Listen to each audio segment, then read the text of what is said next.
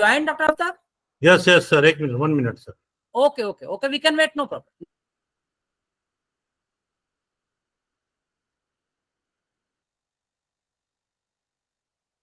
Sir start कर देना क्योंकि आज हमारा वेरिटी भी है. हाँ आफ्ताब, शुरू कर दो. Okay. Thank you, sir. Participant, you are welcome in the last session of this NEP 2020 orientation and sensitization program. Today's speaker is, you have already heard about him, Dr. Sajid Jamal Sahab. He is presently professor in Department of Education, AMU Aligarh. Prior to joining AMU, he has served two central universities. I will say that two different universities, that is one Central University and one State University.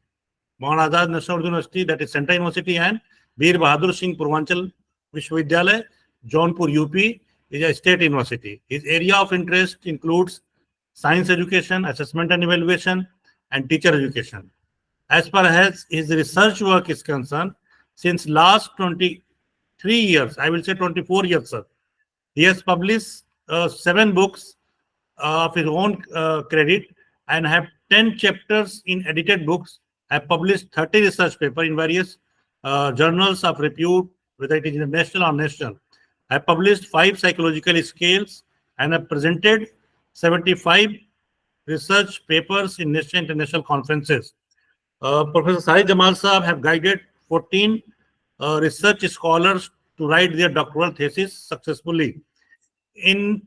I will say, in my opinion, he is a key element in bringing the material and spiritual advancement in India. That's why he had traveled throughout the length and breadth of the country.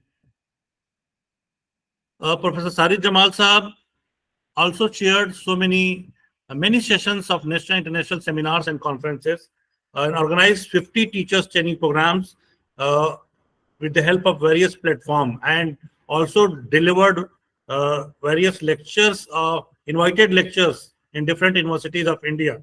Besides his duties, he has discharged various departmental responsibilities successfully, such as Assistant Superintendent of Exam and member of Curriculum Revision Committee of CBCS, जो आपको पता है सब लोगों को, for 2-year BA program, MA, MEd and Diploma Teaching programs in the Department of Education, AMU Aligarh. He has been associated with the inspection of various teacher education colleges by NCTE and NIUS, and have substantial collaboration with the various institutions such as National Council for Education Research and Training, NCERT, State Council of Education Research and Training, SCRT, DIETS, and National Institute of Open Schooling, Central Board of Education, CBSE, University Grant Commission, CIL, Mysore, Maulana Azad National University, Hyderabad, Punjab University, Chandigarh, Banaras Hindu University, Bhoj University, MP Bhoj University, Bhopal, Patna University, Ranchi, and Integra University, Lucknow, and of course, Veer Bahadur Singh, which is his parental university from where he did his PhD, Jaunpur. He has also discharged various administrative responsibilities successfully, and he was a successful controller of examination at Maulana Azad National Urdu University, Hyderabad. And he has the credit to establish one of the College of Teacher Education of Maulana Azad National University at CT Asansol and CT Bhopal. And he was also our principal over there. Most important, the unique quality of Jamal Sahab is that he is a very cooperative person and faculty member of our department, that is Education Department of AMU Aligarh, not only for his senior but for juniors also, and always encouraged for academic and research activities. Participants, this is a very short introduction, and if you will Google on the Department of AMU Aligarh, you will find he has a very detailed CV. I think about 100 pages, and you will be able to know much more about his academic and as well as administrative career. With these words, I would like to invite Professor Sajid Jamal Sahab to speak on the topic that curriculum design and development. Sir, Thank you, Dr. Aftab, for such a now mic over generous. to you, sir. Thank you very much, sir. Yeah. Thank you, Dr. Aftab, for such a generous and such a comprehensive introduction. I don't think I do deserve for such a comprehensive introduction, but it's your greatness, sir. And I'm highly grateful for all those kind words which you have used for me. So, participants, I don't think I'm a new face. I think I already have appeared before you people with another session. Yes, sir. So, yeah. So today's session basically will be focused on curriculum design and development. Since we all are teachers and curriculum somehow is very important to all of us.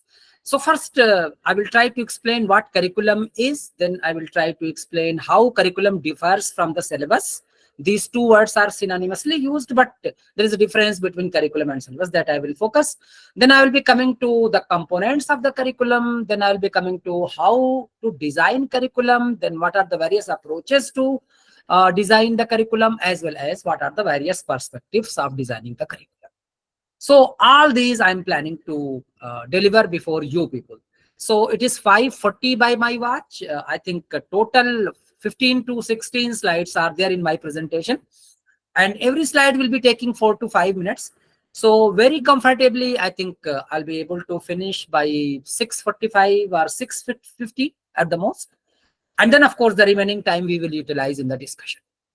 So to begin with, since all of you are teachers, so I'll begin with one question. What do you understand by curriculum? What curriculum is? What do you mean by curriculum? So your opinion, my friends.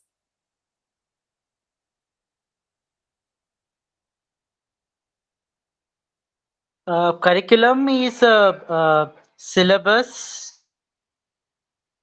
Okay. Anything The else? way of teaching. Curriculum is syllabus, the way of teaching. Dr. Mohan Kumar, what do you teach, sir? Sir, I take food science and technology in St. Joseph's University, Bangalore. Okay. Any other opinion besides Dr. Mohan Kumar's opinion? My question is, what is curriculum? Sir, this is Abdul Rahim from Tolani Maritime Yeah. Institute. Yeah, Abdul Rahim, sir. Please speak.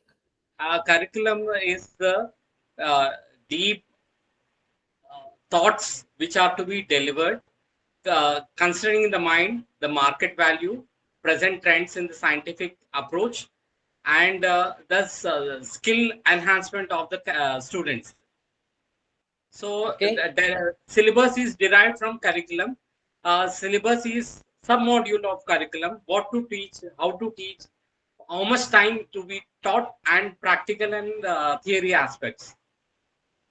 Okay, Dr. Abdul Rahim. That is very comprehensive opinion regarding the curriculum.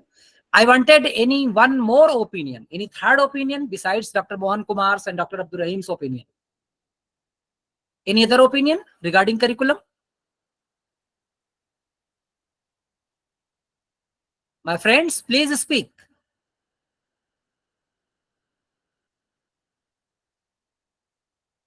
No? Okay. So first let me share the slide. And then I'm going to explain what curriculum is. So I'm sharing my screen.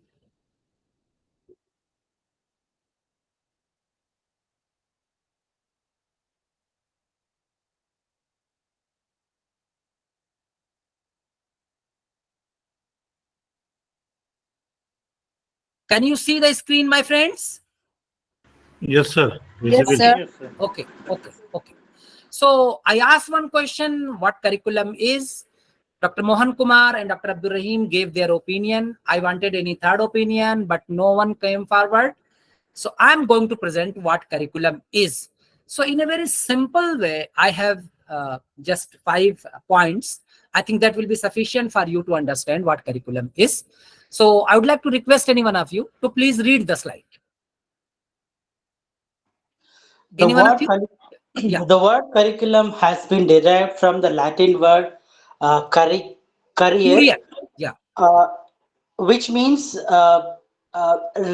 race course used by chariots. Hence, it is any path or course of study to be undertaken by an educational institution to be covered in a specified time frame. The course of events can take place inside the educational institutions and also outside it. It is a study of subjects taught. It includes the experiences necessary for individuals of a society to have social skills, problem solving, and communication ability. It Right. is designed for both present and emerging purposes. It is dynamic. Thank you. Thank you. I think these 5 points will be sufficient for you to understand what curriculum is. So to begin with, if you see the etymological meaning of curriculum, it has been derived from the Latin word courier, which means the race course which was used by the chariots. It is certain kind of path. So what curriculum is? It is certain kind of path moving on which you achieve some target, you achieve some objective. It's very simple. You want to make yourself, your students engineers, you want to make your students surgeons, you want to make your students political scientists or sociologists. So accordingly a path you have to follow. So in the narrowest term, what curriculum is? It is the subject, study of the subjects taught. It's a narrow meaning, but in wider sense, it's a path moving on which you reach from one place to another. In other words, you achieve your objectives. Coming to the third point, see, it includes the experiences necessary for individuals of a society to have. What those skills are? Social skills, problem solving skills, and of course nowadays they are talking a lot about it, that is communication ability. So without, whatever the subjects you are studying, whatever the course you are teaching or you are studying, whatever the course you have taken admission, besides the knowledge of that particular course, these three skills are very important: social skills, problem solving skills, and communication skills. And somehow, the moment we design the curriculum, besides teaching so many other things, we focus on all these, how we can sharpen, how we can inculcate all these skills among our students. Definitely, curriculum is designed for both present as well as emerging purposes. And last point, curriculum is dynamic. So this is the point on which I want to take your opinion. What you have understood through this point, my friends, that curriculum is dynamic. My It friends, may please. change, Yeah, yeah, it may change our time yeah. for the current purpose of the particular time. Okay, okay. Any other opinion? My question is, So, yeah, yeah. Dynamic, it is not a stagnant. The course can be changed, or it can be modified, or it can be, make, we can make it into a different way of.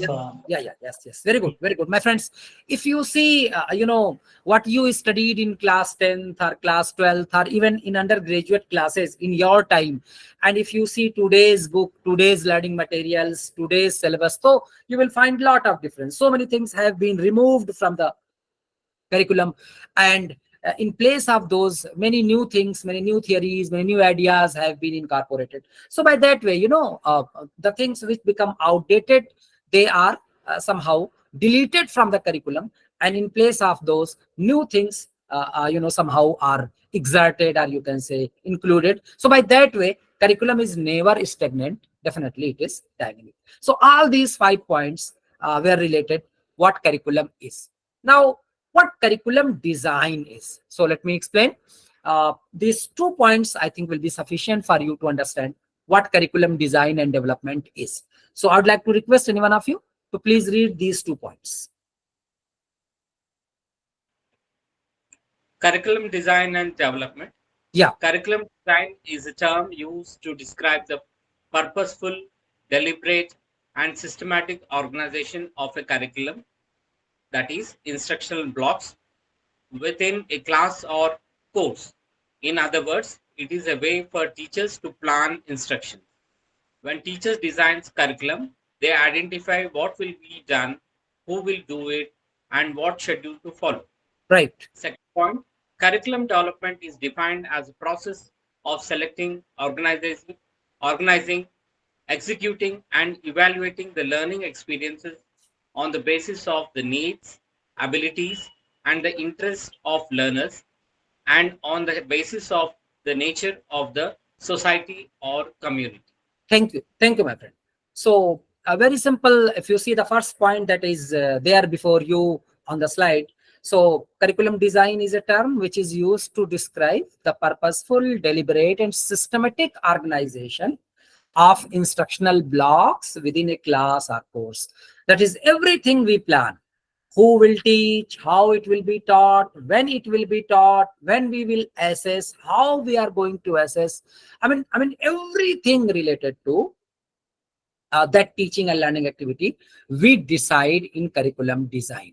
Even when our students arrived before that, I mean before their arrival in our college, in our university, we do all these things, we plan all those things. Coming to the second point, if you see what we do in curriculum design and development, we select, organize, execute, and evaluate the learning experiences. And those learning experiences which are on the basis of the needs of the students, abilities of the students, interests of the learners, as well as on the basis of the nature of the society or the community, the society in which that college or that institution is located. So what that community wants, what that society wants, what are the social aspirations, what are the social demands. I mean, all those things we keep in mind, and accordingly we design the curriculum. Now, as in the beginning, I said curriculum and syllabus. These are the two words which are synonymously used, but definitely curriculum differs from syllabus. And I think these 5 points which I have mentioned on the slide will be sufficient for you to understand how curriculum differs from the syllabus. So I would like to request any one of you to please read this. Curriculum and syllabus. Yeah. Syllabus part of the curriculum. Syllabus is narrow, whereas curriculum is wide. Syllabus is written, curriculum may be written or hidden. Syllabus is concerned with the continuity development, whereas curriculum is concerned with the all-round development. Syllabus is concerned with mainly curricular aspects, whereas curriculum is concerned with the co-curricular aspects. Right. Who are you, sir? Sir, Rahim sir. Acha, Abdur Rahim sir. Okay, Abdur Rahim sir. Thank you. So, how curriculum differs from the syllabus? First point, as Dr. Abdur Rahim just read, of course, curriculum is very wide, whereas syllabus is narrow. So you can say syllabus is a part of the curriculum, but vice versa is not true. Of course, coming to the third point, syllabus is written, but curriculum may be written as well as hidden. So to explain this point, I would like to tell you one story that's very interesting, in fact. And as Dr. Aftab in my introduction said that I'm a teacher trainer, I'm a teacher educator, and my job is to prepare the teachers. So whenever I take the first class of the B.Ed students in the beginning of the session, I used to tell this story to my B.Ed students who are going to be the teachers after completing that B.Ed course in 2 years. The story is centered around a great warrior, a great, you can say, commander, army commander in the history, Alexander the Great. So, Alexander with a grand. Do you know who are the teach? Who was the teacher of Alexander, my friends? My friends? My friends, listening to me? No, sir. No idea. Okay. Sir, Aristotle. Yeah, Aristotle. Thank you, my friend. So Alexander the Great's teacher was Aristotle, and it is said that whole personality of Alexander was groomed by Aristotle, and Aristotle had a lot of respect, and Alexander had a lot of respect for Aristotle. In fact, Aristotle was a philosopher, so he had the knowledge of the whole world. And in fact, he knew where India is, where Persia is, where the other countries are, the rivers, the mountains, the sea. I mean, he was a philosopher, so he knew each and everything. And in fact, it was Aristotle who somehow motivated the Alexander to win the whole world. So Alexander with a grand army attacked on one country in Europe. That country was very strong, that country was very powerful, but somehow Alexander wanted to win that country. So with a large army, with a grand army, he attacked on that country, and all the big generals at that time were there in the Alexander's army, and Aristotle was also with them. So they attacked on that country, and slowly they won so many areas of that country. The army of that country basically started withdrawing from the battlefield, and later on they flew from the battlefield and they went to the capital, the fort, and they somehow, they took the refuge in that fort. So that fort was located on a river bank. It was very strong fort, a very strong fort, and somehow Alexander, wanted to win that fort, because victory would not be completed unless and until that fort would be won. So that fort can't be won because it was on a river bank. At that time, that river was flooded, and there was one wooden bridge, and there were some boats. But when the army in fact left the battlefield, so what they did, in fact, they burned all the bridges and they removed all the boats. So Alexander army could not cross the river. So it was a very difficult situation. Victory will not be completed unless and until the fort is won, and fort can't be won unless and until that river is crossed. And river can't be crossed because there was no bridge, there was no boat. So it was a difficult situation. So what to do? In order to do that, Alexander organized a meeting of all of his journals, and in that meeting Aristotle was also there. So how to cross this river? This was the question. And Alexander took the opinion of his generals. So one person gave the opinion that someone of us will go to the river, will enter into the water, will try to know the depth of the river as well as the flow of the water. And the moment we'll be able to know the depth of the river as well as the flow of the water, accordingly, we will make some strategy how to cross the river. And by crossing the river, how to win the fort of the enemy. So that idea was liked by Alexander. But, $1 million question was, who is going to the water? Who is going to the river? Who will enter the water? So no one came forward. No one offered his services to do that. So when no one offered his services, finally, Aristotle said, okay, Alexander, I will go to the river. I will enter into the water and I will try to know the depth of the river as well as the flow of the water. But he was forbidden by Alexander. Alexander said, oh, my great teacher, you don't go to the river, rather I will go to the river. Then there was an argument between Alexander and Aristotle. So Aristotle said, Alexander, you are the commander-in-chief of this grand army. If you will go to the river, you will enter into the water and you will be drowned, then your whole army will lose its morale, and for the great purpose for which we have come here will not be served. Listening to it, what Alexander said, that was very historical.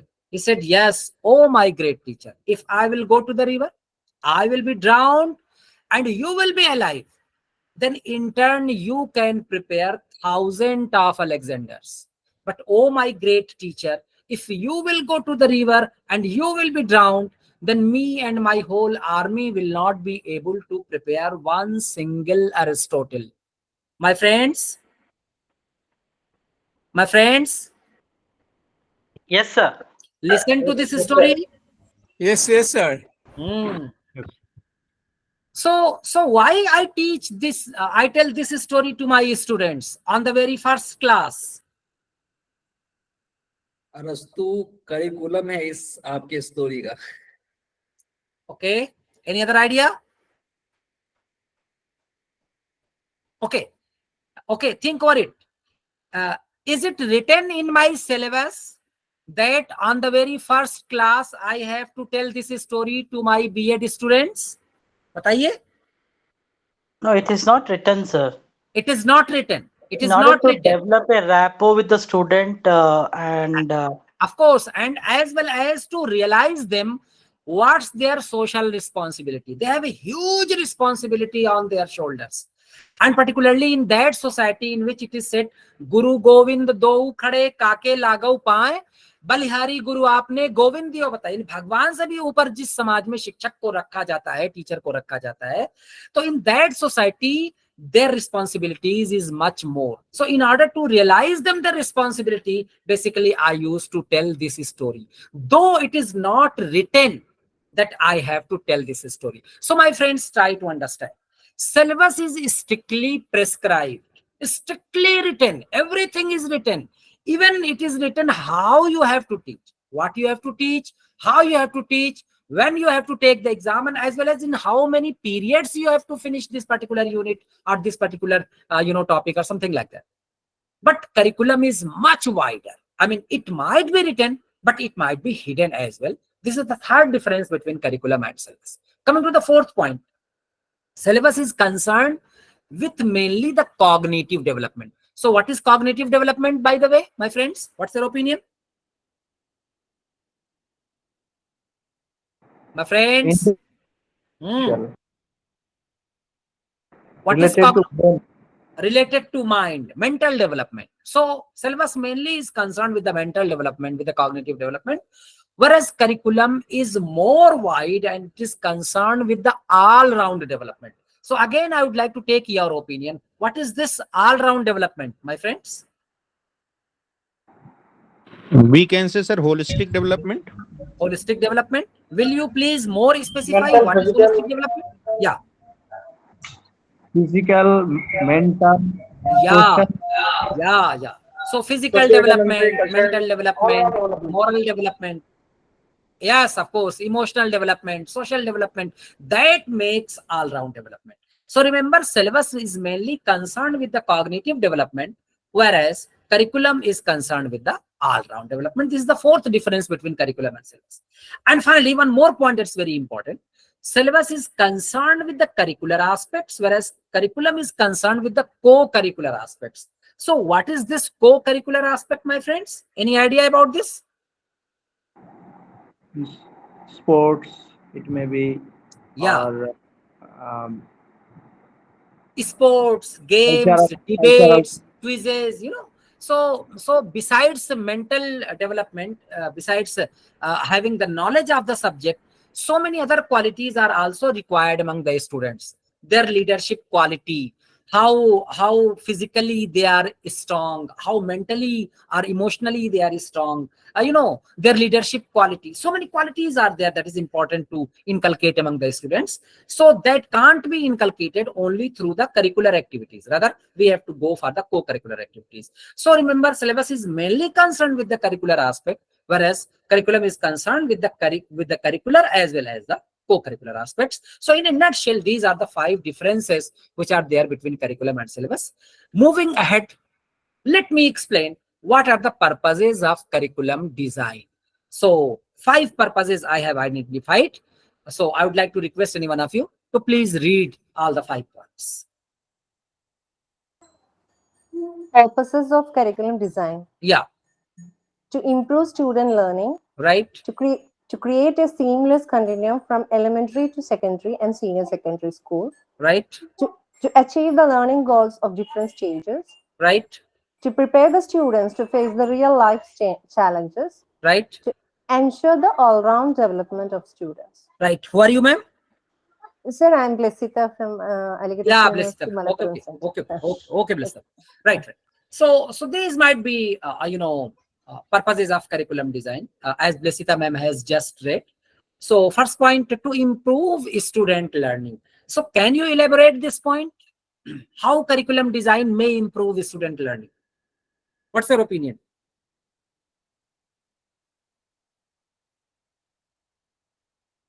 My friends, please speak.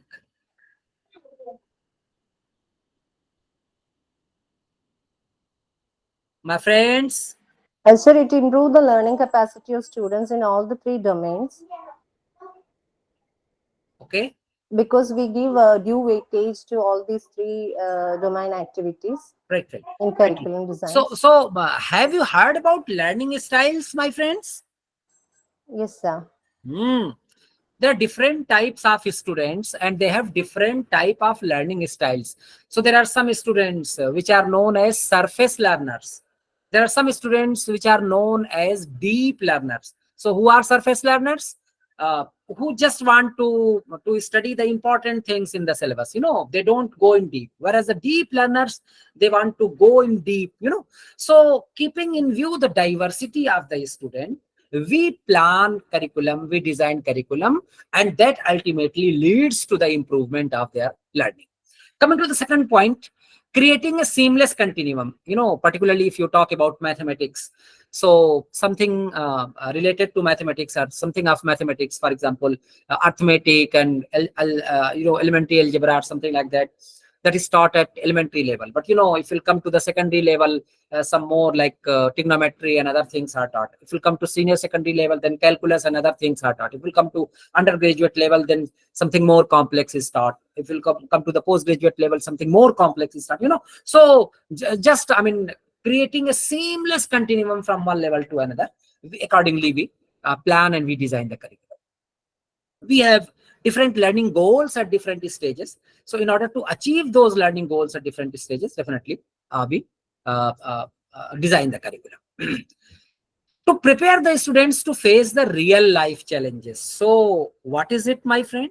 What you have understood through this point?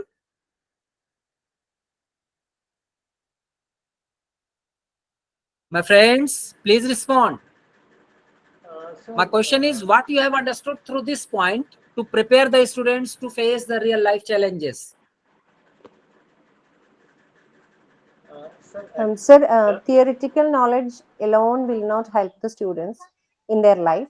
They Right. should know how to apply it in their life and how Okay. to face the challenges and be successful in their lives. Right. So let me tell about one unfortunate incident that took place almost 4 years ago, and that was the unfortunate suicide of one of the very budding and one of the very I think very important heroes in film industry, Sushant Singh Rajput. So have you heard about this incident? Yes, sir. What about my other friends, Dr. Abdul Rahim, Dr. Mohan Yes, sir. Kumar? Yes, sir. So you have heard Sushant Yes, Singh sir. Rajput committed Yes, sir. suicide, and it was really very unfortunate because he was a very smart, very good hero. And I think me along with my wife and my kids, we have watched his movie.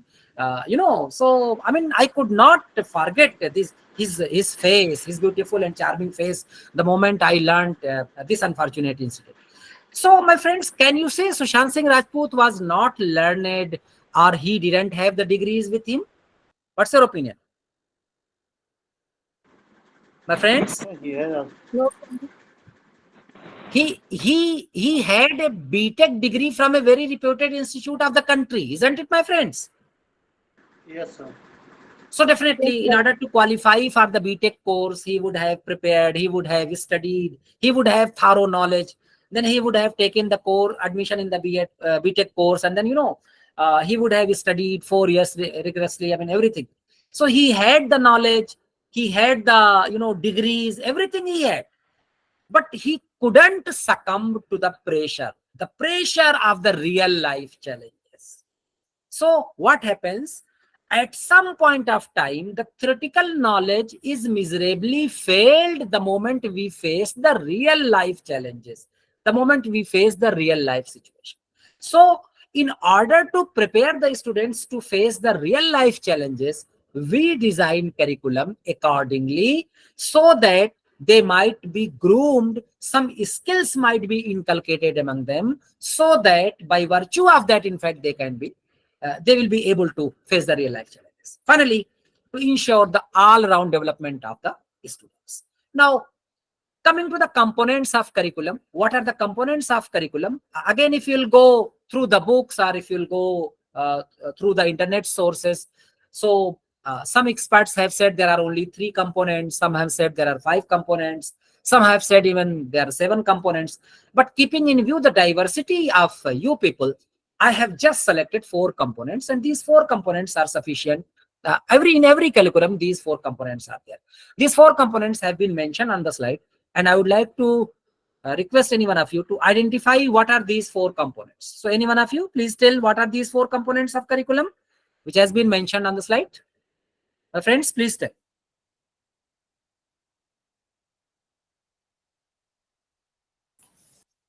Components of curriculum. Yeah. Number 1, aims and objectives. Right. Number 2, subject matter. Right. Number 3, learning experiences. Right. Number 4, evaluation. So these 4 components are there in every curriculum. And the four all are related with each other. What are your aims and objectives? Accordingly, the subject matter you will have. For example, your aim is to make good surgeons. So if you want to make surgeons, if you want to make technicians, if you want to make engineers, only theoretical knowledge will not be sufficient. You have to have some practical activities as well. And accordingly, the learning experiences you will provide. First, you will teach the theory. Then you will accompany them to the laboratory. You will accompany them to the industries. You will let them go to the real life. You will let them observe how things are being planned and done in real life, something like that. So, but if your aim is to make political scientists, if your aim is to make sociologists, so there is no need to go to laboratory. Definitely, more and more theoretical knowledge you will give. So, what you will do, you will instruct them to sit in one lecture theater. You will come with preparation. You will keep on delivering the lectures. They will be listening to your lectures. They will be noting down the important points. They will be noting down their doubts. And the moment your lecture will be over, they will come forward, their doubts will be removed, and that will be sufficient. So, as will be your aims and objectives, accordingly the subject matter you will choose, and as will be your subject matter, accordingly the learning experiences you will provide.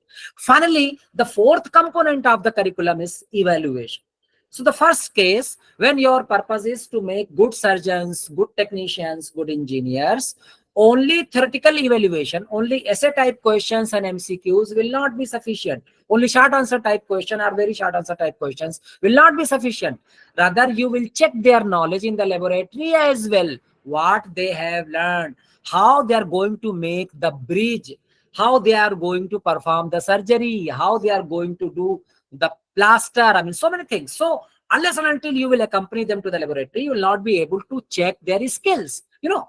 But if your purpose is to make good political scientists or good sociologists, so there is no need to go to laboratory. I think MCQs or very short answer type questions or short answer type questions or essay type questions will be sufficient, and accordingly you'll be able to know how much mastery or the subject matter they have developed.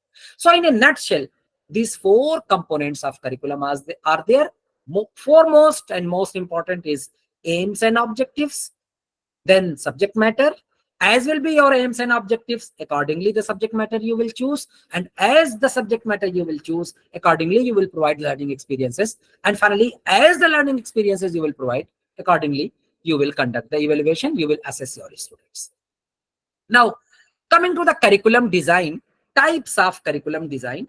So again, there are so many types of curriculum design, but keeping in view the diversity of you people, I have just selected 3 types of curriculum design, and by and large in our country, these 3 types of curriculum design prevail. So oldest one, most important one, most widely used one is the first one, that is subject-centered curriculum design. Learner-centered curriculum design is relatively a newer concept, and some universities, some institutions use this approach also.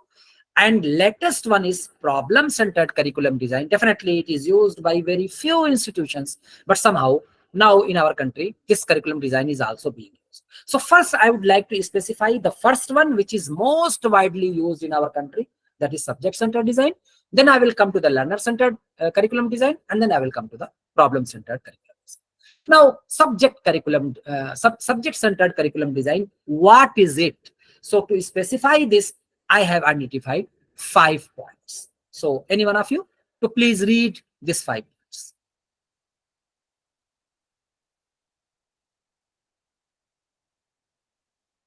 My friends, please read the points. Subject-centered curriculum design. Subject-centered curriculum design revolves around a particular subject matter or discipline. This type of curriculum design tends to focus on the subject rather than the individual. It is the most common type of curriculum used in India. Subject-centered curriculum design describes what needs to be studied and how it should be studied. It is not student-centered and is constructed without taking into account the specific learning styles of the students. Thank you, Blista ma'am. So these 5 points I think will be sufficient for you to understand what subject-centered curriculum design is.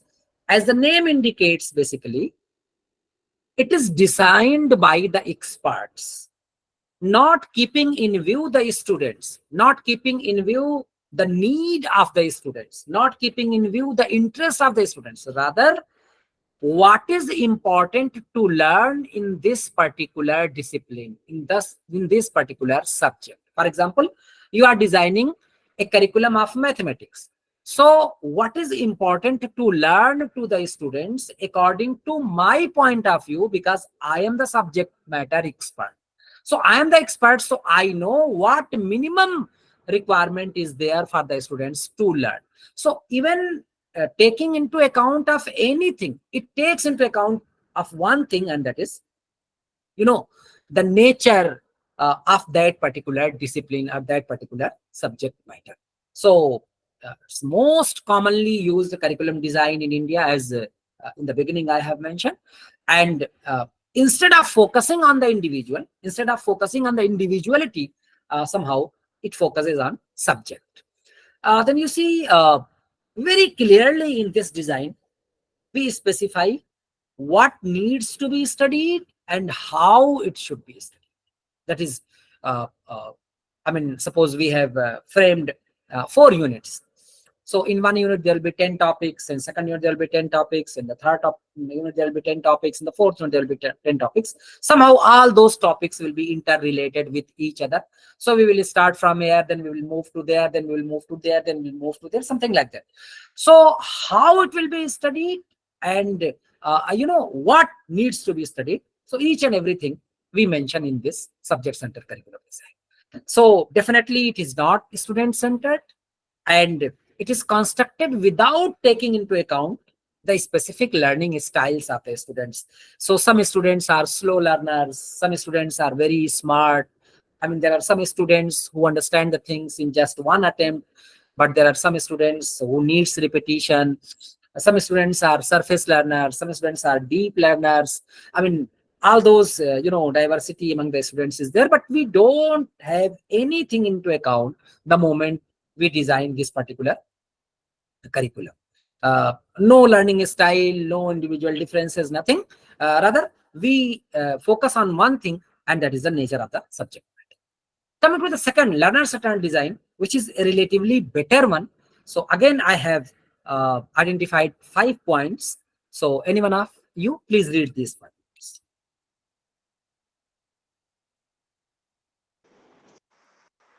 My friends. Learner-centered curriculum design. Number Yeah. 1, this curriculum design takes each individual's needs, interest, and goal into consideration. Right. Second one, learner-centered curriculum design is meant to empower learners and allow them to shape their education through choices. Yeah. Number 3, instructional plans in a learner-centered curriculum are differentiated, giving students the opportunity to choose assignments, learning experiences, or activities. Fourth, the drawback to this form of curriculum design is that it is labor intensive. Yeah. Number 5, it also requires that teachers balance students and wants and interest with students' needs and required outcomes, which is not an easy balance to obtain.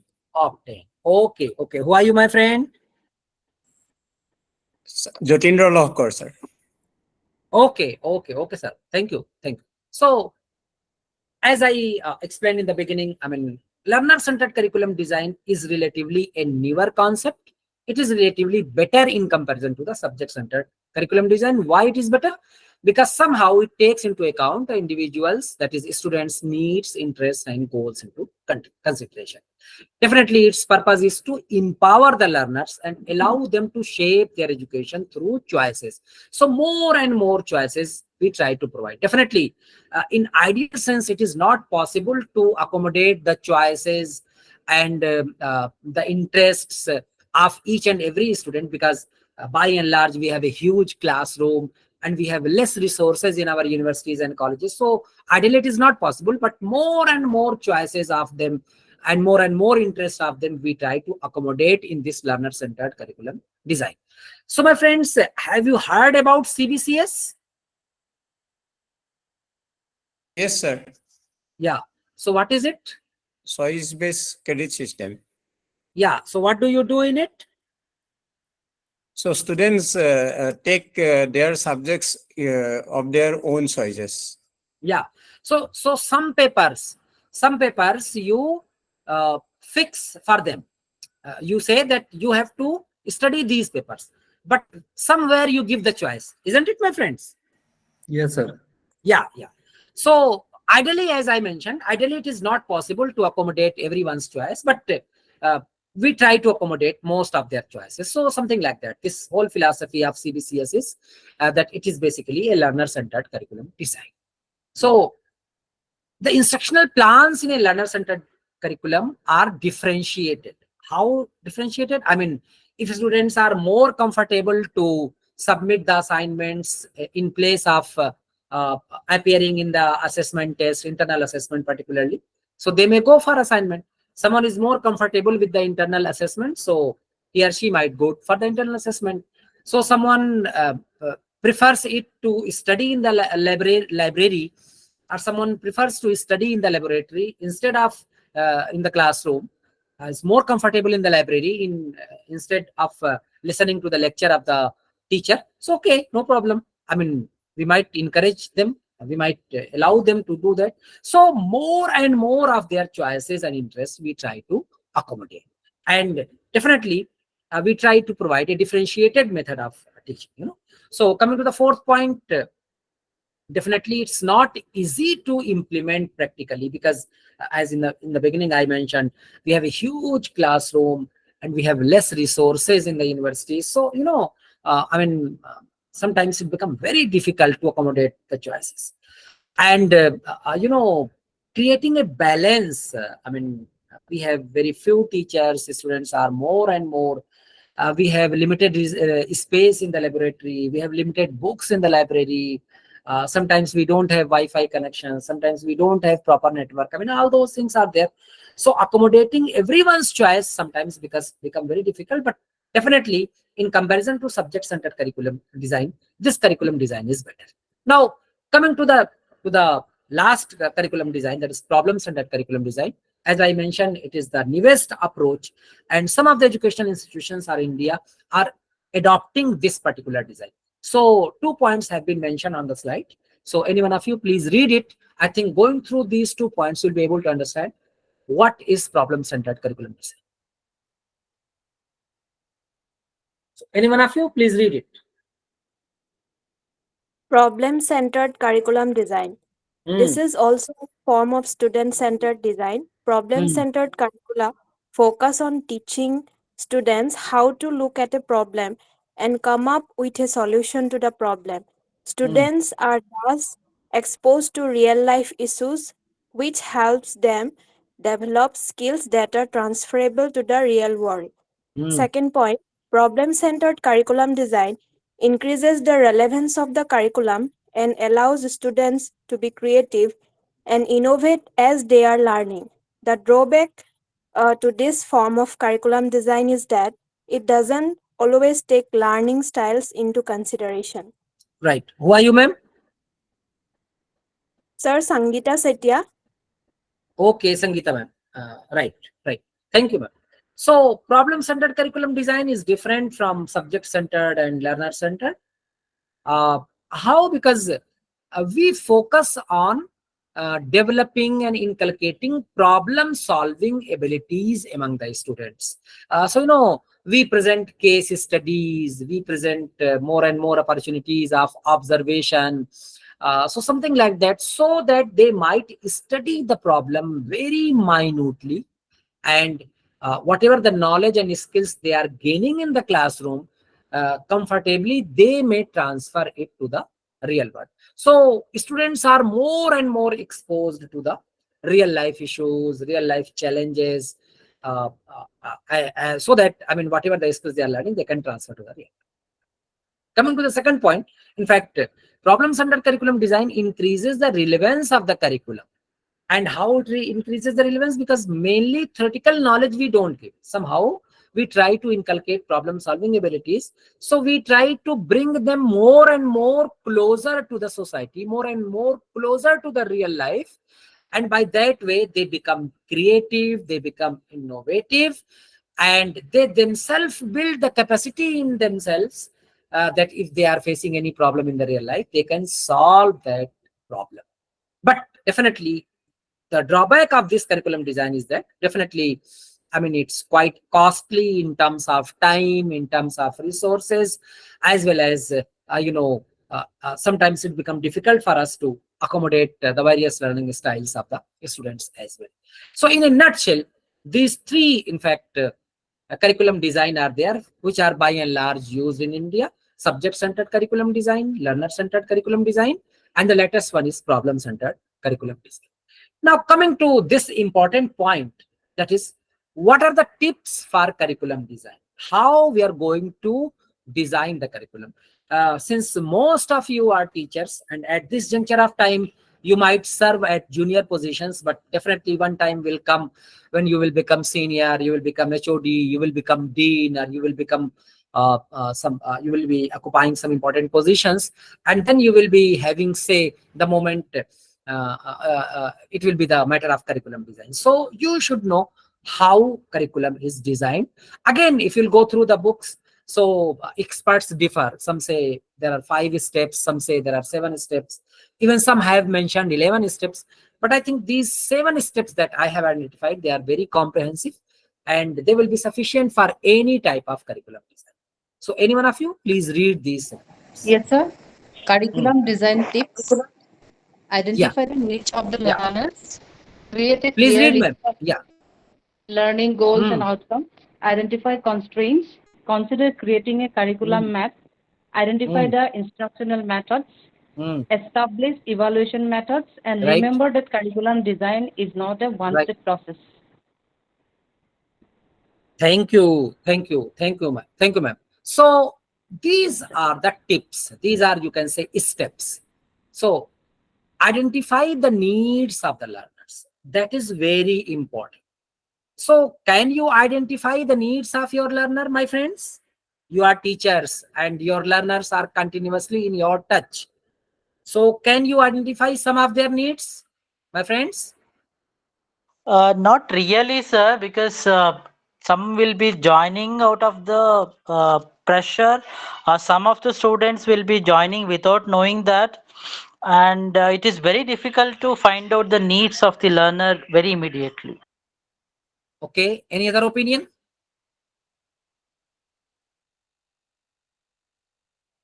Any other opinion? I think they all want degrees, isn't it, my friends?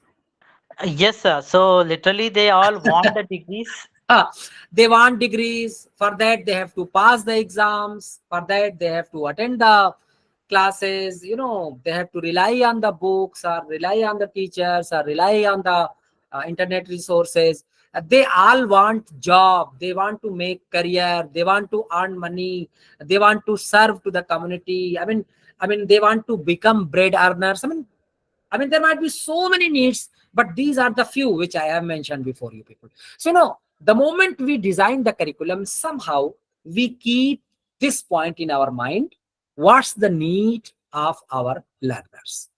The moment we understand their needs, then definitely we make a list of learning goals and outcomes. So what they are going to get after going through this particular curriculum, after reading this particular syllabus, what they are going to have. So I think so many of you will be associated with this IQAC work. And nowadays, IQAC and NEC, they specify that you should have program-specific outcomes. Isn't it, my friends? You have heard? Yes, sir.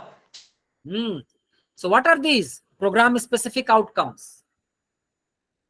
Actually, after the 3 years of this particular subject, the program, what is the outcome? So What's the whether outcome, what they're going to get, what the changes will occur in themselves in terms of skills, in terms of knowledge, in terms of capacities, so so it's very important. I mean, the moment you have identified the needs of the learner, then the next thing that becomes important is to make a list of learning goals and outcomes, because they are spending 3 years in your institution.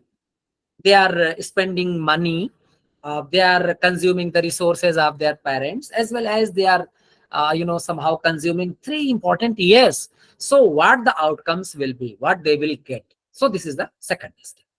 Coming to the third one, identifying the constraints. So what are the constraints, by the way, my friends?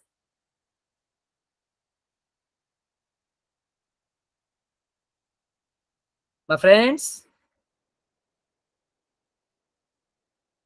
time constraints, resources constraints. You plan that around the year you will have at least 180 classes, 180 working days.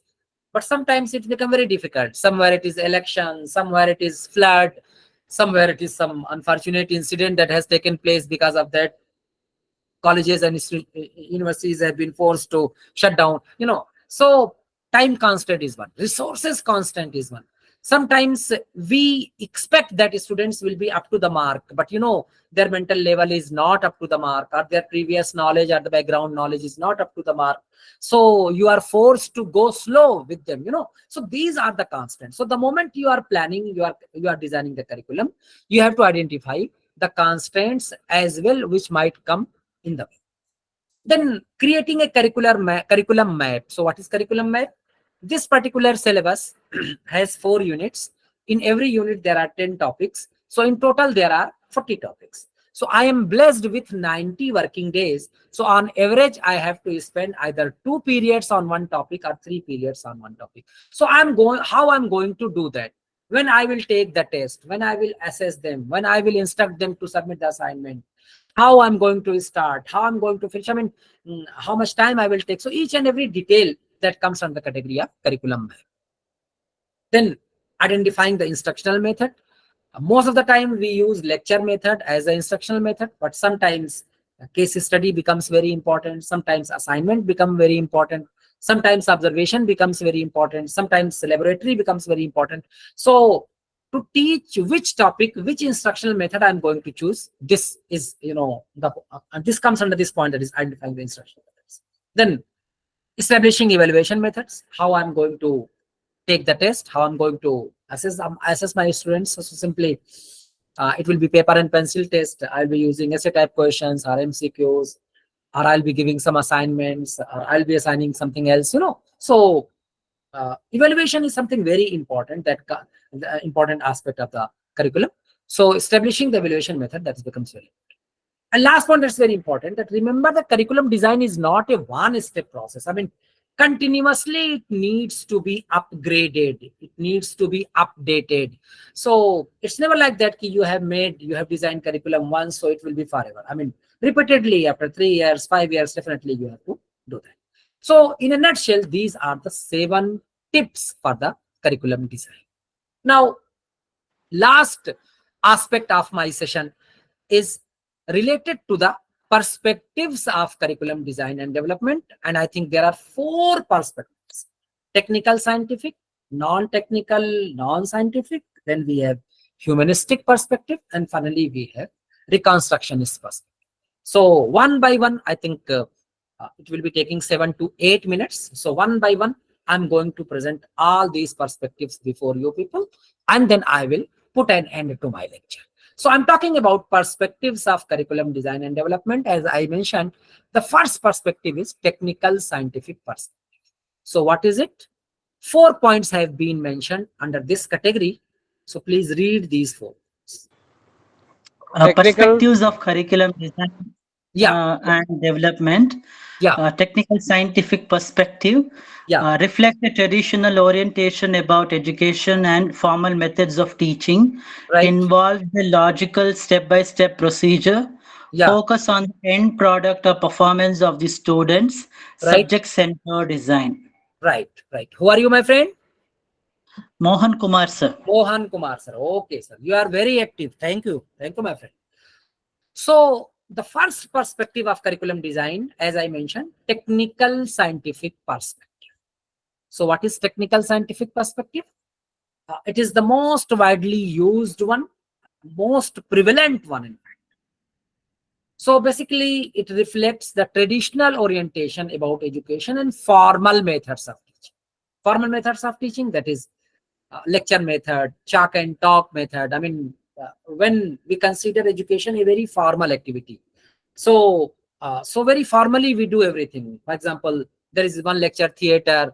So in the lecture theater, we instruct the students that boys will be on the right hand side, girls will be on the left hand side. So no question in between. I will come, I will deliver the lecture. The moment I will finish the lecture, then I will give time for you to clear your doubts or something like that. So no noise, no disturbance. I mean, everything we want to do in a very formal way. So this is technical scientific perspective that somehow reflects a traditional orientation about education and formal methods of teaching. It believes in logical step-by-step procedure. So what is this step-by-step procedure? First this, then this, then this, then this. Because somehow, whatever the topics which are there in the curriculum, in fact, they are related with each other. So we will think from where we have to start, which is the most basic unit. So you will start from there. You will move from known to unknown. You will move from simple to complex. You will move from concrete to abstract, slowly and slowly. So the level of the complexity you will raise slowly by slowly. So first you will start with the easy thing, so that students might be easily understand. Then slowly and slowly you will increase the level of the difficulty. So this technical scientific perspective believe in that step by step. Then it focuses on the end product or the performance of the students. As in the beginning I said, outcomes. So mainly it is interested in the outcomes. So what the behavioral changes are taking place among the students after attending this particular program. So it focuses on the end product, and in nature it is basically subject centered design, in which we don't take into account anything except the nature of the subject matter, and experts design this curriculum according to their own opinion, according to their own view. Even before the students arrive in the institution, they do this. So this was all about technical scientific perspective, which is very much formal, which is very much rigid, and which is very much subject centered. Contrary to it, non-technical and non-scientific perspective is less rigid and is more flexible, and besides it has some more interesting characteristics which are mentioned on the slide. So I would like to request any one of you to please read the slide.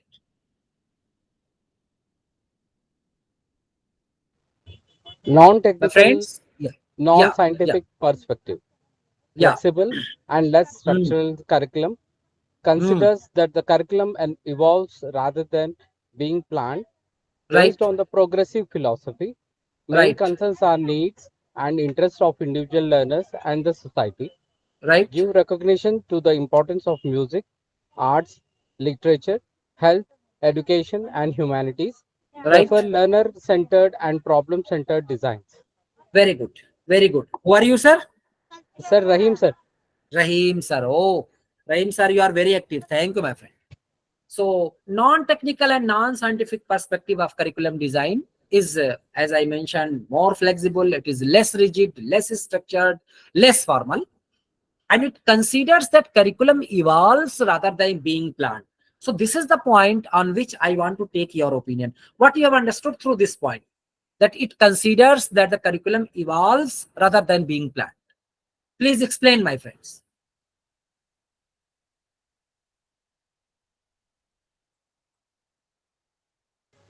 Sir, we are not planning anything, sir. We are only having the our skeleton system. Progressively, we are into it, and we are taking it day by day or time-based things and teaching them, sir. This is what I feel, sir. Okay. Any other opinion?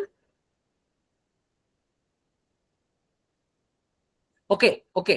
My friends, before 5 years, have you ever thought that there will be a situation in which you will be attending some professional development course, not in physical mode, rather in virtual mode? Have you ever thought 5 years before?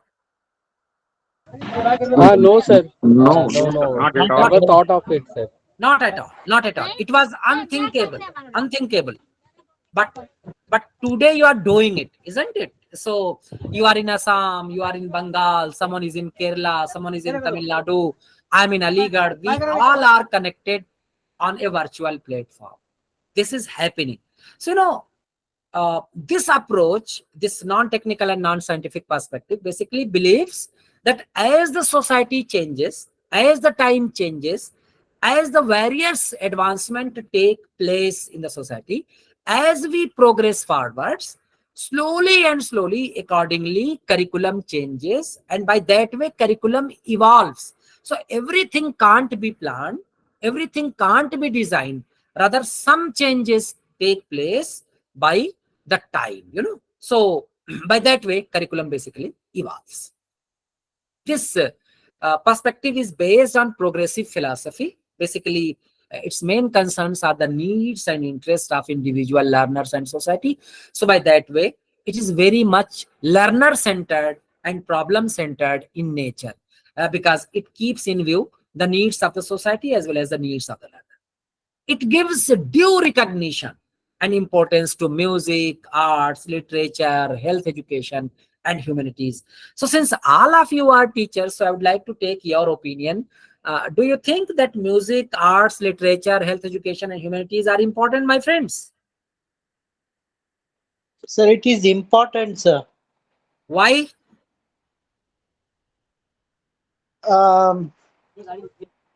So this will help us to keep our Indian knowledge system intact, as well as and also in order to keep ourselves maybe that's it, sir. So I think it is We can say, sir, for overall development. All-round development. All-round development of the individuals. Yeah, music is very important. And have you heard the name of C.V. Raman? Yes, sir. Who was he? A scientist. Great scientist, physicist, who was awarded Nobel Prize. So, so the discovery which he did, that is known as Raman effect, for which he was awarded the Nobel Prize. Yeah, Raman effect. So when he was working over it, I mean, it was difficult for him to derive the theory. I mean, to come to some conclusion, and he was engrossed in thinking. And sometimes, in his words, in fact, it was very difficult for him to move ahead. So what he did, in fact, there was one guitar, and he used to go and just use that guitar. वो guitar को बजाते थे, तो guitar को बजाते बजाते थोड़ी देर बजाने के बाद थोड़ा सा कंसंट्रेट होते थे जब म्यूजिक पे, तो somehow I mean something came in his mind कि how to go ahead with my theory. तो फिर उसके बाद गिटार बजाना बंद कर देते थे, and then he used to go and he used to write and he used to go ahead with the theory. तो music जो है that is very important if you talk about all-round development. Similarly, arts are the best way to express. And since times immemorial, people are expressing through arts, people are expressing through music. And it is true today as well. Similarly, literature has its own importance, and health education. Health education always has been important for the human being. But in this era in which we are living, the moment we see that, students suffering from stress, students suffering from depression, people are being diabetic at as early as 30. It's very unfortunate. They are having health problem and other heart problem, health issues at a very early age. So in this scenario, in fact, in my opinion, health education becomes more important. Similarly, humanities. So, this non-technical and non-scientific perspectives focuses more and give more recognition to the music, to the arts, to the literature, to the health education, to the humanities, and it prefers learner-centered as well as problem-centered designs. Now coming to the third perspective of curriculum design, that is humanistic and aesthetic perspective. So 5 points I have mentioned on the slide. I would like to request anyone of you to please read the slide. So humanistic aesthetic perspective emphasizing on freedom, values, and abilities based on democratic principles, Right. focuses on all around development, Right. develop self-actualization, Right. neither humanistic nor traditional and rigid. Yeah. So relatively, this is a newer concept, humanistic aesthetic perspective. So it focuses more on freedom, values, and abilities. So what it believes that through the curriculum, we should inculcate the feeling of more and more freedom, more and more individuality among the students. We should inculcate more and more values as well as more and more abilities. So it's very much based on democratic principles. I mean, no repression, no crashing, no imposition of anything on the students, accommodating more and more of their choices, their freedom, their interests, their needs. So this is democratic in nature. It focuses on all-round development. It develops self-actualization. And the moment we design it, so it is neither mechanistic nor it traditional or rigid. So that's all about humanistic and aesthetic perspective. Now, I'm coming to the last perspective of curriculum design, that is social reconstructionist perspective. So 4 points have been mentioned on the slide. Please read it, and then I will put an end to my lecture. So any one of you, please read these 4 points. Social reconstructionist perspective. Yeah. It emphasizes on addressing of social questions and a quest to create a better society and worldwide democracy. Right. Second point, it focuses on a curriculum that highlights social reform. Right. It believes that systems must be changed to overcome oppression and improve human conditions. Right. And finally, it recognizes that education is the means of preparing people for creating this new social order.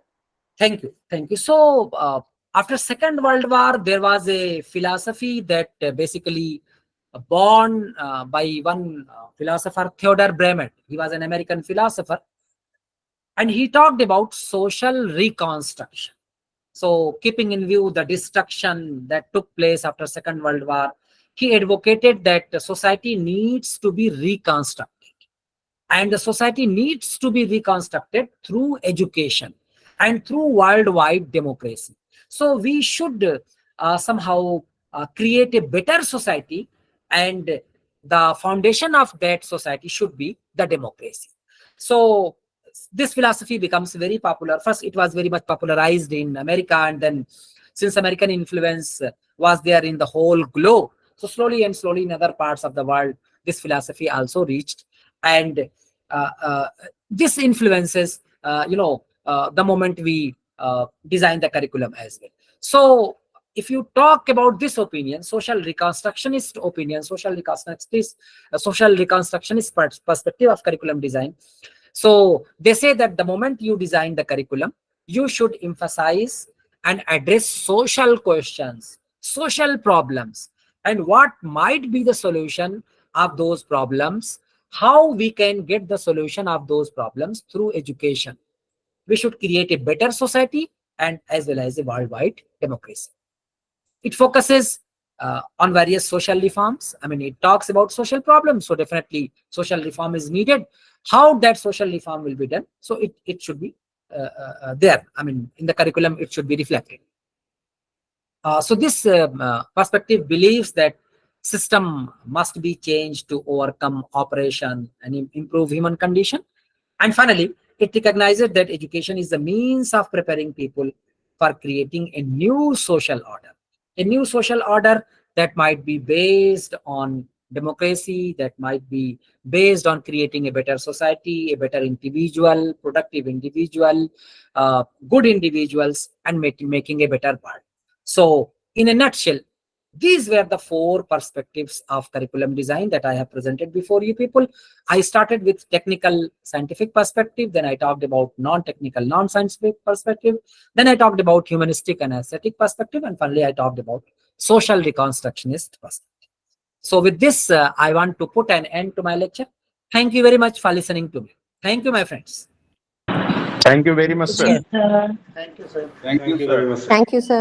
Thank you, sir. Thank you, sir. Yeah. Thank you, sir. Yeah. Thank you, sir. Thank you Thank very you much, so sir, much, sir. for Yeah. this nice, and I will say the Thank you, sir. talkative discussion, as well as with a good and live examples to make the participant understand the concept about the curriculum design and development. Thank you very much, sir. Thank you. Thank you, Dr. Participants. I think it is 6:50. Yes. So still we have some time. So if they want to ask any question or if they want to share anything, they can. Sure. We are moving ahead. Participant, if you have any question or query to Professor Sajid Jamal sir, he is with us. You can ask in a very brief, because we have also predictive session followed by this lecture. Participants. Hari Narayan ji, आपने हाथ उठाया. Hari Narayan. Hari Narayan sir, you have raised your hand. No. Jayan sir.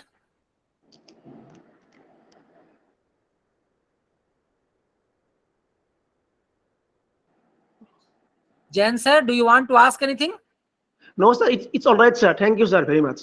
Okay, Jayan sir. Okay. Yasir Arafat.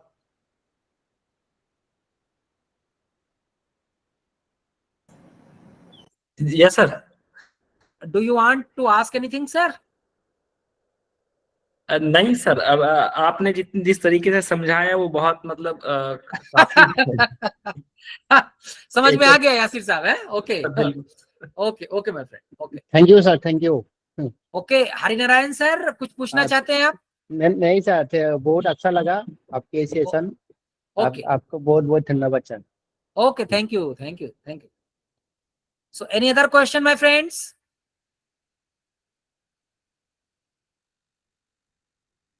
No, sir. Okay. So if I knew that you will not ask any question, I would have spoken for a few more minutes. मुझे लगा आपके कुछ questions होंगे तो इसमें से मुझे भी ऐसे ही लगा. हाँ, कोई बात नहीं. So I think Dr. Aftab, they don't have any question, right? Yes, sir. Because they have got everything understood. Okay. तो what about their test? इनका टेस्ट हो गया? हाँ, बस सर आप प्रिंट करेंगे तो मैं को डिस्ट्रीब्यूट करवा दूंगा. बस ठीक है. सब है यहाँ पे. Okay. Thank So you, I think I should say goodbye to you, right? Not for always, sir. For this time. Of course, not for always, but for this juncture of time. अगर ऐसे good bye किया तो department में क्या होगा? Okay. Thank you very much, sir. Programme से क्या होगा? अभी और भी आगे प्रोग्राम करने हम लोगों को. Okay. Thank you, my friends, for listening to me. Thank you. Goodbye. Good evening. Goodbye, my friends. Have a nice Thank day, you, sir. sir. Bye, sir. Goodbye, my friends. Thanks, Salim. Participant, wait for a few minutes. I will just announce. Okay, sir. Okay.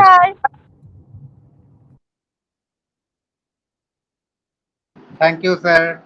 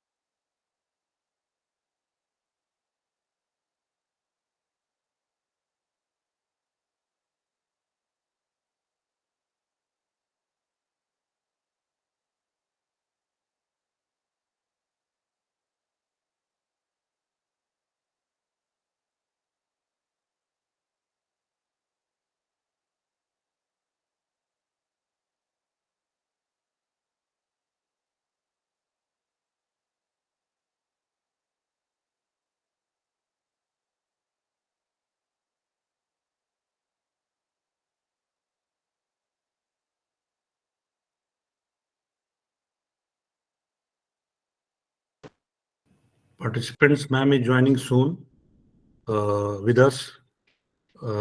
So we will have your some query, questions, or your feedback, I will say.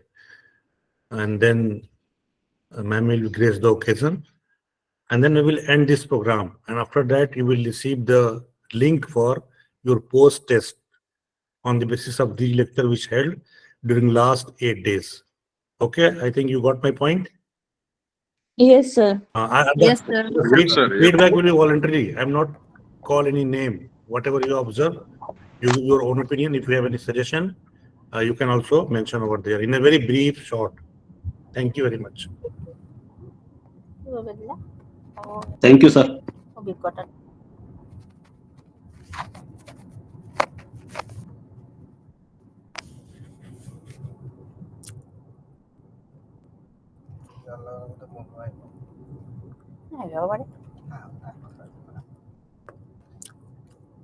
ভালো লাগে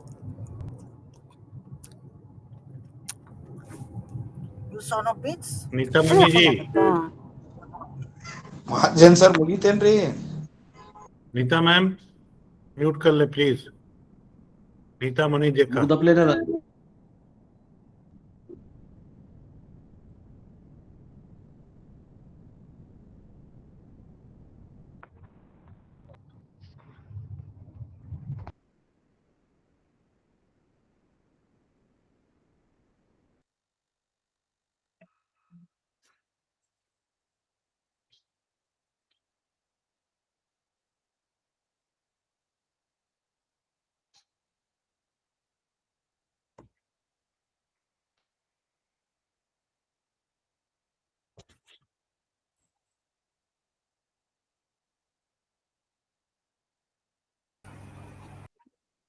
Good evening, participants. I hope I'm audible. Assalamu alaikum, Aftab bhai. Assalamualaikum ma'am. Walaikum salam. Good evening, sir. Yes, ma'am. Yes, ma'am. Good evening, ma'am. Good evening, ma'am. Thank you ma'am for joining with us. Thank you very much. My pleasure. My pleasure. Thank आपने you अपने so much. कीमती वक्त से आज validity session के लिए time निकाला. Though we नहीं, are इस session- working under your guidance. No. Participants, I'm pleased to announce that Dr. Faiza Basim, Director HRDC, AMU Aligarh, now known as MMTTP, joined with us, and I would like to, though today is the last day of this program, मैं चाहूंगा कि आप लोग इस पिछले 8 दिन कुछ भी सीखे हैं उसका एक थ्योरेटिकल टेस्ट तो होगा ही. अभी कुछ आपके जो ऑब्जर्वेशंस हो, जो फीडबैक हो प्रोग्राम के ताल्लुक से, या कुछ ऐसे सजेशंस हो जो हम आगे इंप्रूव कर सकें, तो आप बेझिझक यहाँ पे रख सकते हैं. उसके बाद मैं मैम से रिक्वेस्ट करूँगा कुछ वो अपनी बातें रखेंगी, फिर आज का प्रोग्राम यहाँ पे खत्म किया जाएगा. उसके बाद आप टेस्ट देंगे. तो participants, you can unmute one by one and few of the participants can give, and वो सबका रिप्रेजेंटेशन भी होगा. 2-4 लोग अगर बोल देंगे तो. Good evening, ma'am. This is Abdul Rahim from Tolani Maritime Institute, Pune, ma'am. First of all, thank you for this. I feel I am privileged to sit in this forum where there are many topics which we know it on the outline, but deep discussions made us aware of it. And considering the fact that we are out to implement NEP 2020, it was more or like helpful, ma'am. And I like to mention special thanks to Aftab sir. He managing the resources. At times he used to come change the things, but managing the faculty of higher caliber, higher ranges is difficult, ma'am. And he has done a tremendous job, and handling this session is what I feel is privilege. Thank you, ma'am. Thank you very much. Thank you, Abdul Rahim sir. Good evening, everyone. I am Dr. Mohan Kumar from St. Joseph's University, Bangalore. Firstly, I would like to thank the director, AMU HRDC or MMTTC. Thank you very much, madam, for giving us this platform in order to understand what is NEP 2020. And I would like to thank Dr. Aftab sir and other faculty members of AMU HRDC. So over a period of time, there are 8 days, almost 16 lectures. We have learned extremely, very good knowledge on NEP 2020, starting from NEP 2020, Indian Knowledge System, e-content development 1, 2, as well as the curriculum design, and as well as research project. So we had a very good lecture session, and thank you very much. Firstly, thank you for choosing this particular time, because this particular time is we are almost free from 3:45 to 7 o'clock.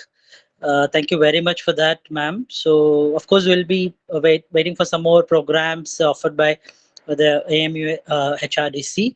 And one lecture I really liked very much, that is on climate change and the pollution.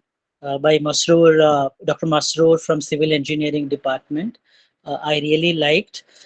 So thank you very much for this opportunity. Thank you, ma'am.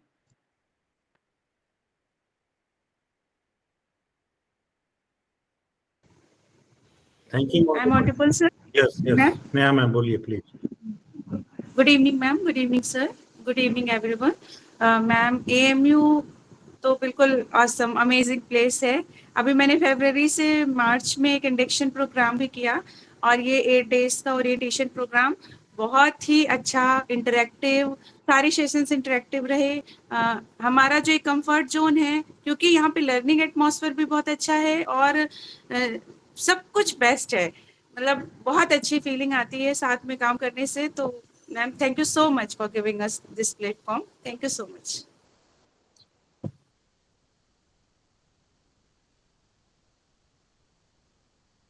Any other participants? Good evening, Good everyone. evening, ma'am. Good evening, ma'am. everyone. Thank you, HRDC AMU, for conducting such an online program for us. I have learned a lot of things from this program. Each and every sessions were very informative and interesting. Thank you very much. Thank you, ma'am. Thank you, Jayanta sir. Dev ma'am कुछ कह रही थी. Dev ma'am. Yes, good evening, sir. Good evening, Faiza ma'am. It had always been a pleasure doing participating in any course in AMU. I completed my FIP from this university's HRDC in 2022. That itself was very informative, very well managed, and very professionally done. And this has been no exception. And again, I want to thank you for choosing this hour after business hours. It has been immensely helpful for us. So that we can balance the work and the course, and it had helped me to understand, the philosophy of NEP 2020. I mean, especially I found Professor Veera's lecture very informative about the vision statement and why it is important, what are the loopholes, challenges, etc. I think I have been able to grasp a little bit more about NEP after this course. Thank you so much. Thank you, ma'am. ये तो वो लोग थे जो लोग रोज बोलते हैं. कुछ लोग एकदम बोलते ही नहीं है, सवाल भी नहीं करते थे. वो लोग भी कुछ अपने ऑब्जर्वेशंस, अपने फीडबैक दे दें. ये तो मैम वो लोग थे जो सवाल वाल करते थे रोज. मैं भी बोलूं क्या सर? नहीं, आप तो सब बोल लीजिए, लेकिन आप सवाल करते थे. मैं उन लोगों को सुनना चाह रहा हूँ जो लोग बिल्कुल ही नहीं बोलते हैं. ऐसे लोगों का नाम लीजिए सर. नहीं, मैं नाम तो लेना चाहता हूँ, फिर पकड़ हो जाएगी. मैडम भी है यहाँ पे. नहीं सर, मैं तो रोज नहीं बोलती हूँ, मैं 1-2 दिन ही बोल चुकी हूँ. हाँ, वो मुझे याद है कौन कौन बोलता है. Thank you. 1-2 लोग तो ऐसे सुबह आते ही गुड मॉर्निंग, गुड इवनिंग कहते हैं, और फिर जाते वक्त गुड आफ्टरनून कह के चले जाते हैं. उनका नाम मुझे पता है, लेकिन मैं लेना नहीं चाह रहा यहाँ पे. खैर, thanks to all of you. सबसे पहले तो मैं इनवाइट करने से पहले मैडम को मैं मुबारकबाद देना चाहूंगा. Participants, recently ma'am have received the one awarded with the prestigious Nishan-e-Urdu Award by the Fakhruddin Ali Ahmed Memorial Committee by the Government of Uttar Pradesh at Premchand Sabhagar at Lucknow. बहुत बहुत मुबारक हो madam आपको. Congratulations. Though you are Congratulations, ma'am. Congratulations, ma'am. Congratulations, वैसे ma'am. पहले भी बहुत सारे award मिल चुके हैं, मैंने देख रहा था. गवर्नर अवार्ड मिला हुआ है, सद्भावना पुरस्कार मिला हुआ है, अलीगढ़ विमेन लीडरशिप अवार्ड मिला हुआ है, और अलीगढ़ विमेन इंस्पिरेशन अवार्ड मिला हुआ है. तो मुझे लगता है उसमें एक और कड़ी जुड़ गई मैम, जो अभी रिसेंटली 22 जून 2024 को मिला हुआ है. बहुत सारी चीजें हैं जो मैं यहाँ बताना नहीं चाहता. मैडम को ये अवार्ड जो मिला है वो translation of 5 books in Urdu language. In Urdu language on education, scientific and literary topics. He also regularly contributor of Tehzeeb Akhlaq, one of the prestigious Urdu magazine of Aligarh Muslim University, and Fikro Nazar, जिसमें madam हमेशा उनके articles आते रहते हैं. तो इस तरह के जो कंट्रीब्यूशन उर्दू में है उसके लिए इनको इतनी बड़ी अवार्ड मिली है. मैं चाहूंगा कि आप सब लोग मैम को मुबारकबाद दें. उसके बाद मैं मैम से रिक्वेस्ट करूंगा कि ma'am kindly grace the occasion and say a few words to our participants. Thank you, ma'am. Thank you so much, Dr. Aftab. I'm so grateful to you for this welcome in this course. And then, this, I don't know, I mean, do I deserve to be felicitated here or not? But certainly it's very heartening that you brought this up and that I'm receiving the good wishes of all the participants. So, my dear participants, thank you so much for coming to the Aligarh Muslim University for doing your course on NEP, orientation and sensitization. I know these courses are being conducted by TTCs all across the country, and presently there are 116 such TTCs. And the fact that last year also we conducted 11 courses, and this year again, this was our 6th course, and such good numbers, it really says a lot about how participants who come to us are careful about quality, about excellence, and about good governance. So you have recognized the level of management here, the level of academic discourse here, and the overall teaching learning experience here, and you have rewarded us with your presence. So I must, from the bottom of my heart, I must express my gratitude to each one of you. Listening to you all, Mohan Kumar ji, Depriya ji, Neha ji, and getting these satisfying comments is of course nothing but very, very deeply satisfying. Because in English, there is a proverb that says, the test of the pudding is in its eating, in its eating, in its eating. So we really don't care about numbers. We really don't care about any other hard detail except the fact that the participants go back from here with a satisfying smile on their faces. And that is our reward, and that is a reward enough for us to continue to deliver these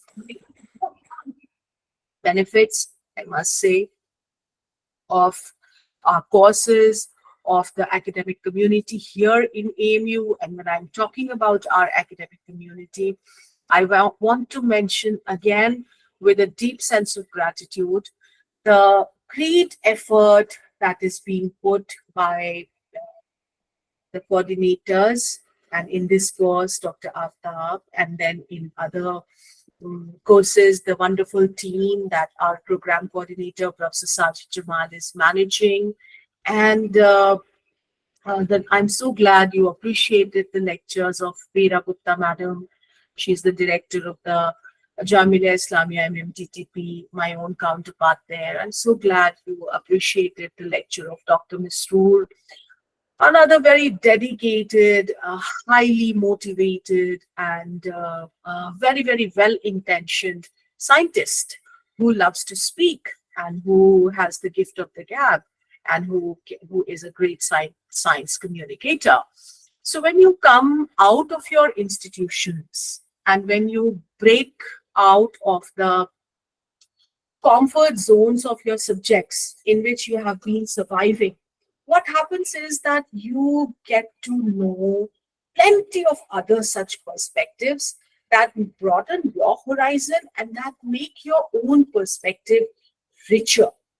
So you have partaken of these benefits here.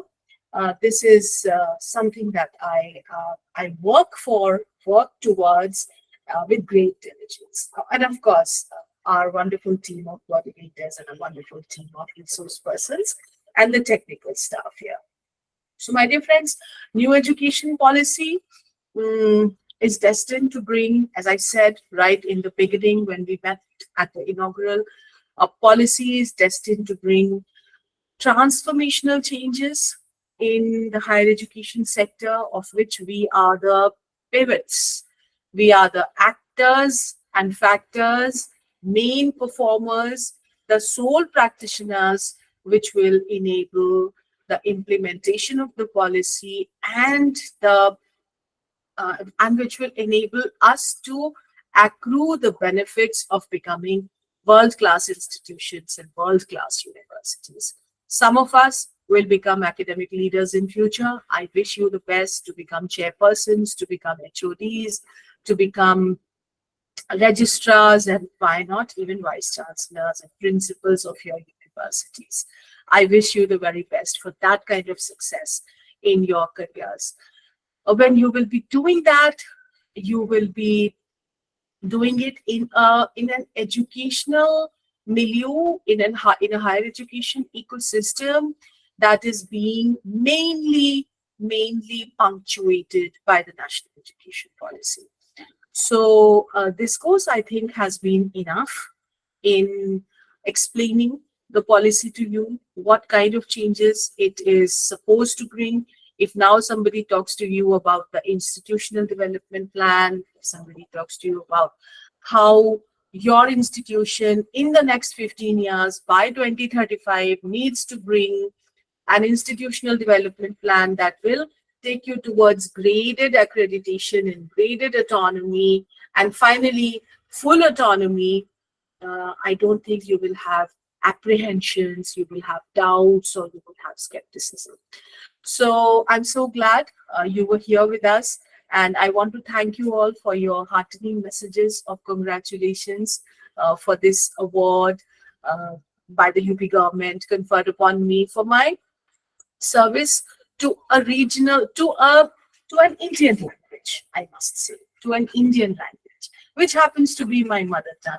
And I have served this language only because of my love for my mother tongue. So friends, so I'll call you back. So friends, the thing is that the new education policy also focuses quite a lot on the promotion of education in mother tongue, on equipping the students with proficiency and with ability to communicate bilingually, trilingually, and to the preservation of regional languages and Indian languages. So when you come to our faculty induction programs, in future, when you come to our subject refresher courses in future, I would like to offer to you the opportunity of learning one of the 3 languages in which we offer free, voluntary, evening, basic proficiency courses.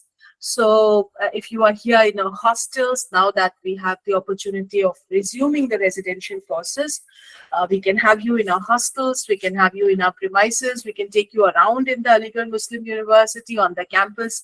On a Sunday, you can even, take a trip to the Taj Mahal or to Mathura, right?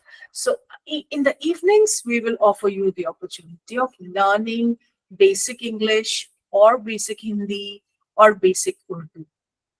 Also, because I come from an institution, I welcome you all to an institution which is heaped in the Urdu culture of the country, of this Indian language.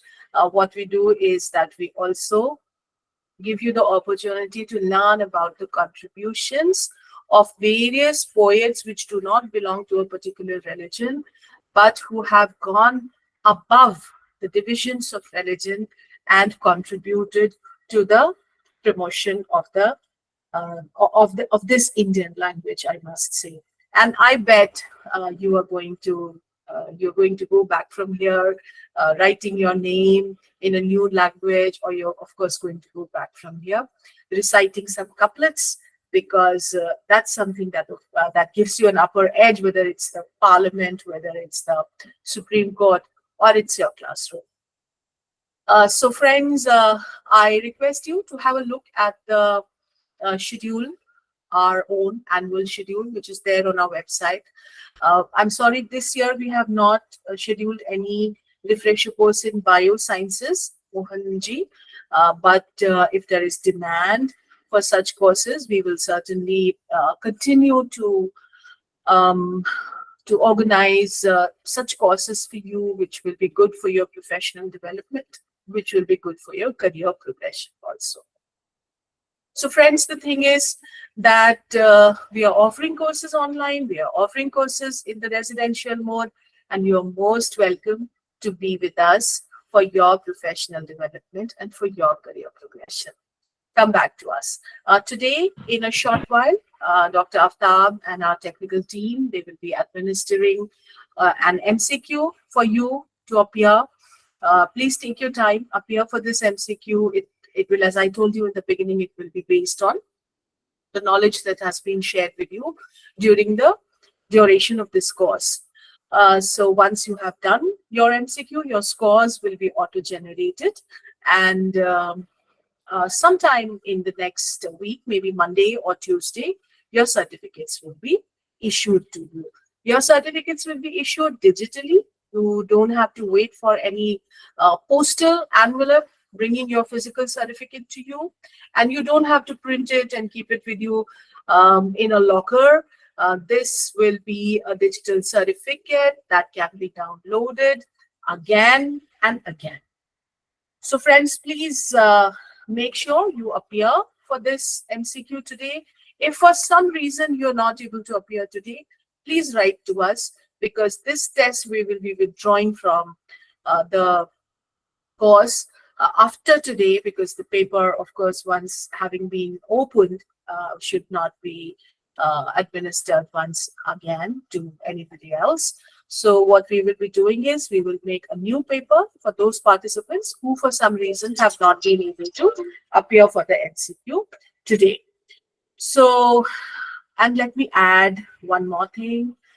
If both your MCQs have not been completed by you, your certificate will be withheld. But we do give you the window to come back to the course.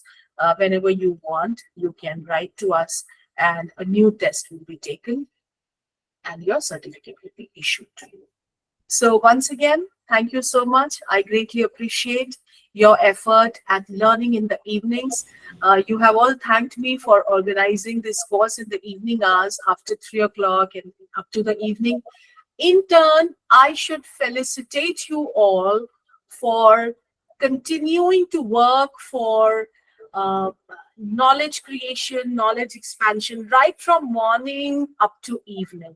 I know you have worked a full day in your college. You must have been teaching from 8 o'clock in the morning, and then you have been sitting here attending this course. So heartfelt felicitations to you, and many congratulations to you on your success. Many congratulations to you on completing this course successfully, on the certificate that will be of use to you. And also many congratulations to you on being a part of Mission NEP. Congratulations on your effort to be on board Mission NEP, because this is one mission that is meant for making our country a Vishwa Guru. So thank you very much, Dr. Aftab. I'm once again very grateful to you for your time, for your management, for your very, very efficient handling of the entire course, the hands-on attention that you pay to the course, and this trust that we enjoy between UGC, MMTTC, and our coordinator, Dr. Aftab, is very, very precious. It is one intangible asset that is inexchangeable. So I believe that this trust that we have built with our participants also will go a long way in keeping this network of academicians vibrant and alive. So thank you very much. All the best to you. May God bless you all. and have a very, very good night. And all the Thank you best. very much, ma'am. Thank you so much, ma'am. Thank you, ma'am, for being Thank with you us. so much, ma'am. Thank you, ma'am. Thank you, sir. Thanks a lot, ma'am. Thank you, ma'am. Thank you, sir. Thank you, ma'am. Thank you, ma'am. Thank you, ma'am. Thank you, ma'am.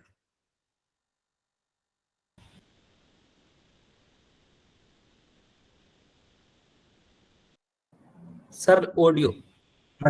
Participants, you will very soon you will receive the Google form for the post test, and the time will be mentioned within the particular and time you have to submit that your answers. Wait for 1 minute.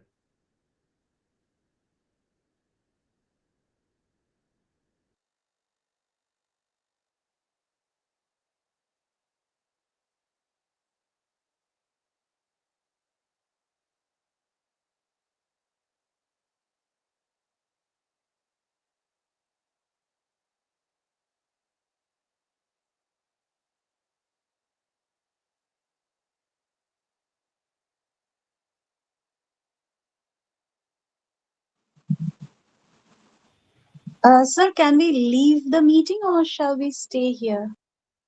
I mean, You can leave the meeting, but complete that Google form questionnaire. yes, Don't miss yes. that. MCQ. Okay. You will be given 1 hour for completing that Yes, Google yes, sir. MCQ, and after that there will be no consideration, as ma'am has already announced.